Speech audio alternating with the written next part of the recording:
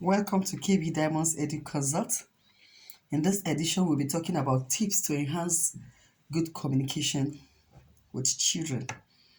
Communication is successful conveying and sharing of ideas, feelings. It also enables us to express ourselves in a healthy way. Communication with babies and children is very important for their social development and enhance good relationship with them as well. When we talk about communication, it involves listening, talking, and it makes children feel more important. What are the importance of communication? When we communicate effectively with our children, it helps to develop their communication skills. It's also develop their self-esteem. By the time they can talk freely with you, they feel relaxed, and the kind of confidence is being they have that confidence in them. It also builds their understanding and trust. Oh, I think I can talk with mom. I think I can share my opinion with dad. When we communicate very well with them, it also improves the academic performance. What do I mean by this? We communicate with the school through the class teachers to find out about their performance. Or what area do they need help from? But if there is no communication between you and the school, or you may not know where you need to really help the child, or the school need to help in order to balance up things. So when we do this effectively, it improves the social relationship between the child and the parents. What do I do? As a parent, you may be asking, oh, how do I do? What do I do to improve this communication? The communication must start once we wake up in the morning. And this is something that we must have inculcated in the children. Perhaps as a family, we wake up every morning, you pray in the family altar. Before the child comes to the family altar for morning prayer, one thing, and the first person to first of all talk to it is God. Say, Lord, thank you. Thank you, God, for waking me up this morning to see the light of today. Thank you for what you did yesterday. Thank you, Lord, for what you are going to do today. This is very important. The first person you communicate with when you wake up is God.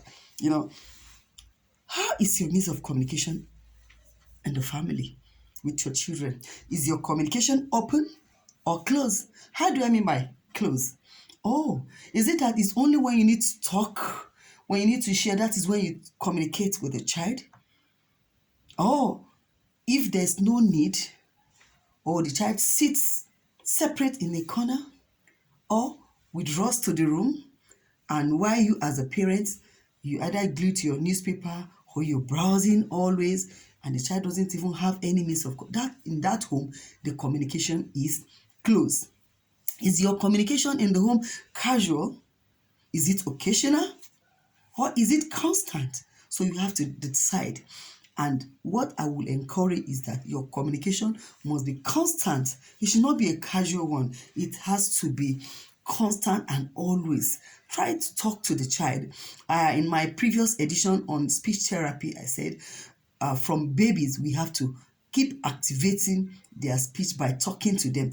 Don't say, oh, you have a baby, he can't talk yet, so I don't need to talk to him. When you don't talk to that child, the child cannot communicate. So there needs to be a kind of social interaction between you and the child, and that interaction must be constant. How is your tone of communication?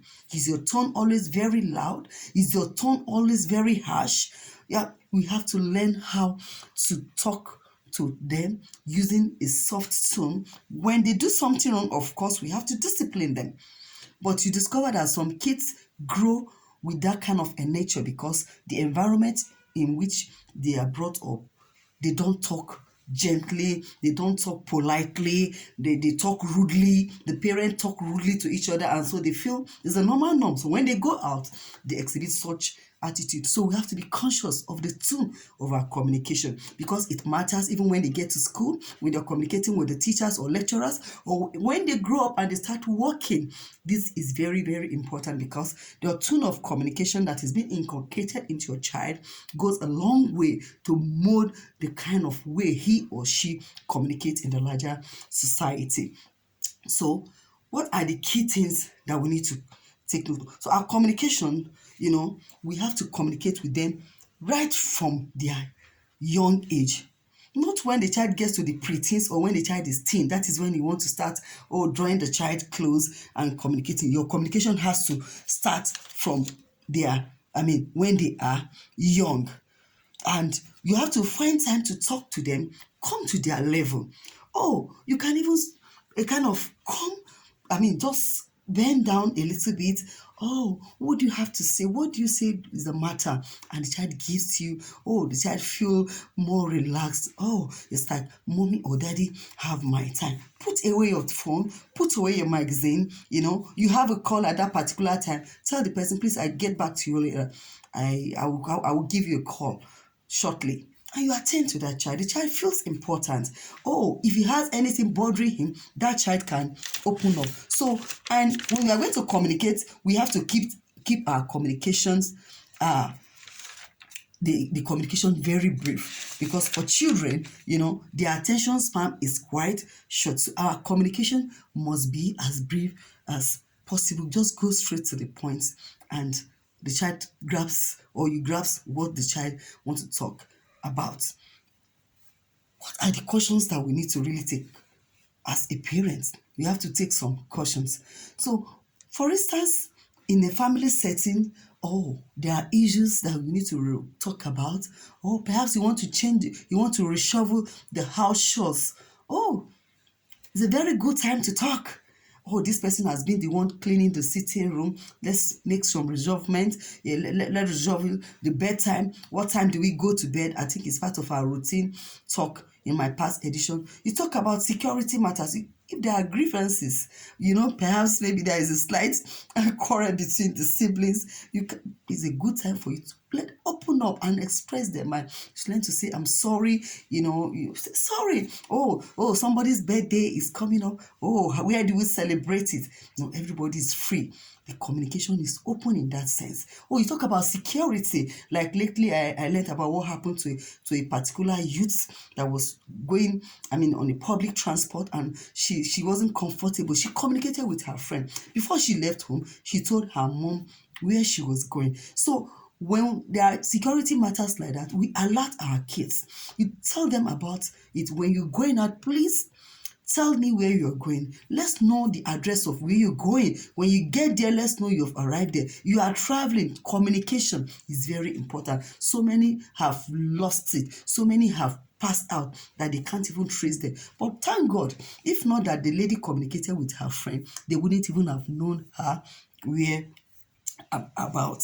So we have to use some words of encouragement. When we see them doing something, you did this homework so nicely. Wow, who tidied up the kitchen? The kitchen looks so beautiful. The sitting room looks so wow. Let's give a clap. They're impressed. Your bedroom looks so amazing today. That's good. Next time the child will try to do more. So when we have kids that are teens, that's another level. And that's why the communication level must start right when they are growing up, not when they are old. You have to get a creative way of resolving matters when we have issues coming up. When they have issues we have issues to resolve with them, get creative way of talking to them. Don't feel, the child will feel, I'm now grown up. You can't talk to me like you used to talk, to a baby, because the child interacts with his or her friend in school, and you don't know what interaction has transferred between he and the peers. So we have to be very careful, and we have to be willing to forgive them. Perhaps they done anything wrong. I'm sorry, forgive. And avoid nagging, constant nagging, lecturing, keep repeating over one thing or the other, or the child has done something in the past, you keep repeating and repeating it again. Once the child has been corrected, give room for improvement and see how it goes. Let's avoid putting them down. Perhaps they are in the midst of their friends and is trying to express. Shut up. What do you know? What do you have to say? You are just a child. That child can shut down and you may not be able to, the child may not feel comfortable even expressing his or herself again. So, lying, as parents, we must avoid lying, because whatever we do, they emulate us, and we should avoid using threat. Oh, whenever whoever tries to break this place, you are going to see my other side. Oh, and that day comes, that child breaks a big bow. Ha ha! He's going to run out of the house to take a cover somewhere. So, these things are expensive, they are valuable, you have to be careful, not using words of threat. They may run out and fall into the hand of strangers. So communication is very important in every home. Our communications must be open, and we have to let our kids feel free to communicate, or else we lose them out to strangers. So please kindly subscribe and like my videos until I come your way next time. Thank you.